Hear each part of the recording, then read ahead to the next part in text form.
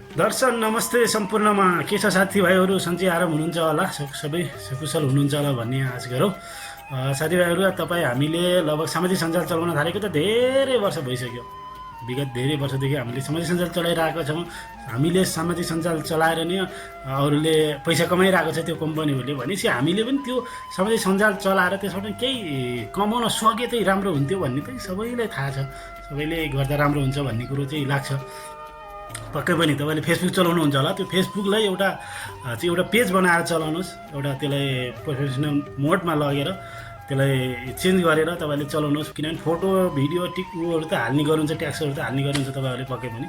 त्यो हाल्दै हाल्दै हाल्दै बिस्तारै डेली काम गरिरह्यो भने भोलि कम्पनीले चाहिँ त्यो अहिले मोनेटाइजेसन हुने टुलहरू त अब दिइरहेको छ। हाम्रो नेपालमा पनि राम्रै छ, अहिले एभाइलेबल बनाएको छ। बिस्तारै राम्रै हुँदै जानेछ अझै पनि। र त्यो भयो भने पैसा सानोतिनो रकम भनेको नि घरमै बसेर एउटा मोबाइल चलाएको